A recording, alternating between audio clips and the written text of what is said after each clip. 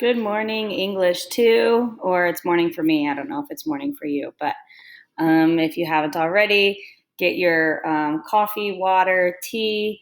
We have mine says today is a good day. So we are going to talk about a little bit of email etiquette as a preface to practicing just some email stuff this week, just to make sure that as sophomores and then as juniors and seniors, we just kind of keep in mind like proper email etiquette, especially when we're emailing people that aren't like our friends, right? Or just like a real quick email to our parents. This is like, teachers and coaches and bosses and things like that. So I'm going to go through this and then we will use what we're talking about in our email assignment. Okay. So we just talked about what it is, right? Email etiquette is just a set of just general expectations for when we're communicating with one another via email, okay? So a couple things. We have this acronym called PERC, and it's PERC, and that stands for professionalism, efficiency, respect, and common sense, okay?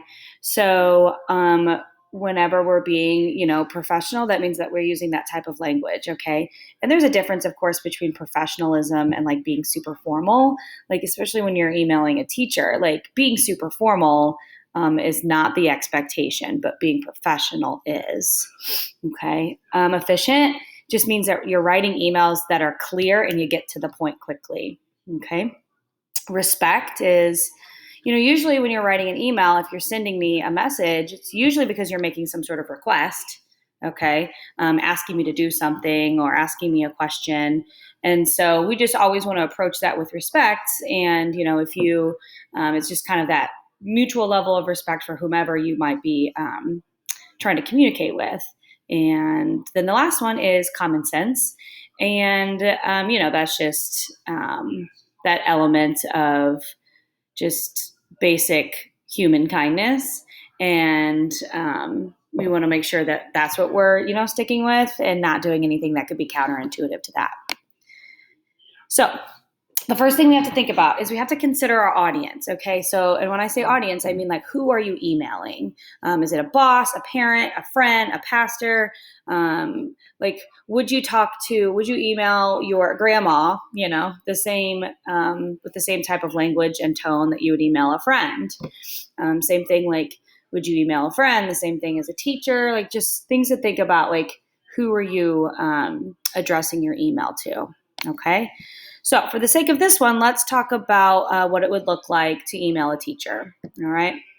And of course, throughout the course of high school, we're going to be emailing teachers a lot for a variety of reasons, whether we're asking questions about our grades, asking questions about clubs, schedules, anything. Teachers are here to help you. And so we hope that it's your first instinct to email us and ask questions because that's what we're here for. And so when you're doing that, though, we just definitely still want to make these tips a priority, okay? Because it's just good habits to get into. So hopefully this shouldn't be an issue because everyone is emailing from their school email. But a lot of us also have personal email addresses that like you don't want to use your school stuff for, especially because after you graduate, your school email will get deactivated, right? And so if and when you do set up a personal email, you want to make sure that it's something appropriate. And like this example, Sir Mix-a-Lot at gmail.com. So something, relating to you, maybe your name or initials or, something like that. Just not anything super silly. Next, in our subject line, we want to be very clear and very direct. So we have to know exactly what you're coming from, like, okay, it's your name, your class period, and the topic, right? So if Molly is emailing me, Molly in the subject line is going to put her name, the hour that she's in my class, and then whatever the topic is that she's asking me about. And that, again, is just a good habit to get into because especially when you're emailing teachers or anyone who gets dozens of emails every day, they really rely on those subject lines to kind of like prioritize like who to respond to, right? So if Molly is asking a question about her reading journal, that's important, and I want to get back to her as quickly as possible.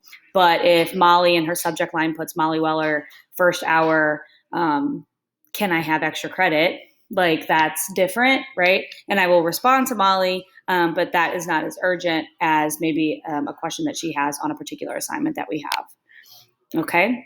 Making sure that you're beginning with a professional salutation. A salutation is the way that you greet somebody. And so you can say, "Good morning, Mrs. Smith," or "Dear Mr. Miller," or you don't even have to really put a name in front of it, just as long as you're addressing that person by their name.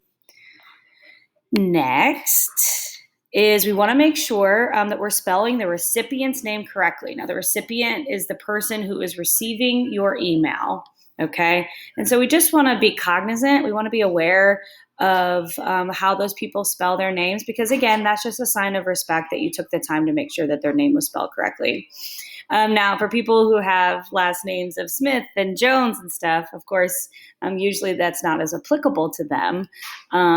But for some of us who have more difficult last names, it's just that extra piece of thoughtfulness just to make sure, right? And if you have a difficult last name or a name that people misspell a lot, then maybe you appreciate where I'm coming from, right? And I'm not the only one, right? There's a lot of teachers, especially here at the high school, that have complicated names. Okay, next one. So we want to avoid using all capital letters, right?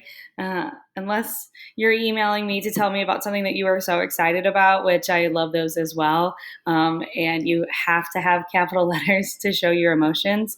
But like caps are just kind of jarring. It really does kind of feel like you're shouting, right? And so unless you have to do that to show emphasis, we want to avoid getting into that habit. Okay. So tone is really hard to decipher in an email, right?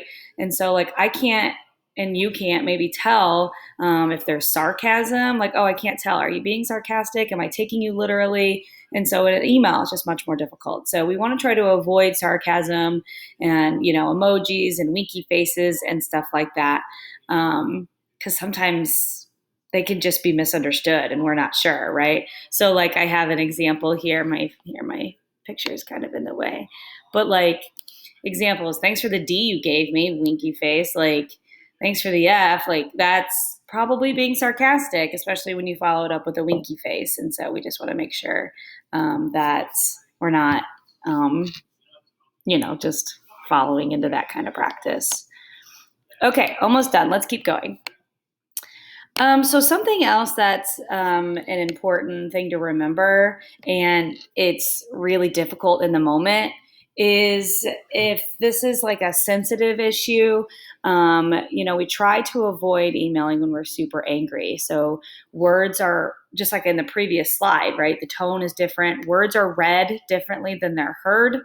And so if there's something that you are super upset about, then that's something that you and I should maybe address like over the phone since, we're virtual. Or if you ever plan to be in person again, then you could discuss that situation in person. Like super heated emails just aren't effective, right? Because it's kind of like we just do this back and forth and maybe we kind of have a hard time understanding where the other person is coming from through email.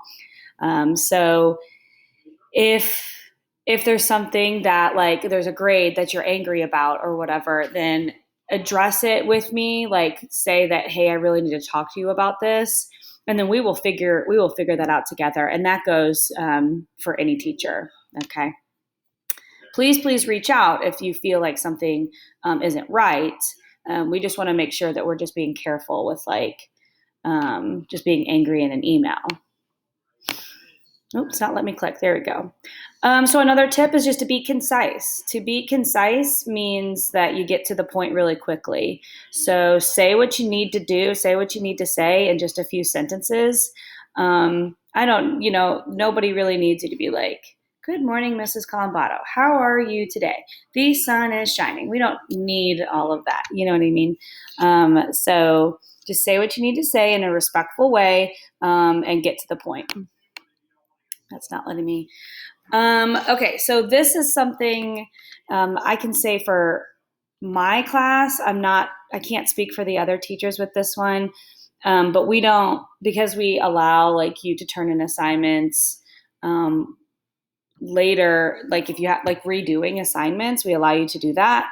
We, as an English department, we don't accept extra credit. So emailing and asking for extra credit is not going to be effective for you, because we just want you to do the assignments that were, assigned to you originally. Okay. And then whenever you are signing off, you can say thank you or sincerely or take care or whatever it might be. And we're actually going to have an assignment where you are working on like filling out your email signature.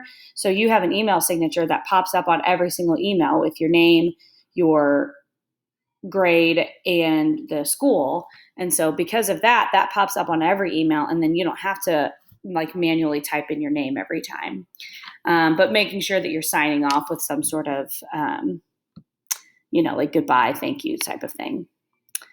And just make sure you proofread, using those complete sentences and proper grammar is super important. I don't like that this says otherwise you look unintelligent. I don't necessarily agree. I don't agree with that, but I did take this slide from someone else. So I don't proofread your emails and grade them, of course, but they have to be able to be coherent to where teachers are understanding what you're trying to ask, right? And having things misspelled or typos just make it a lot more difficult, okay?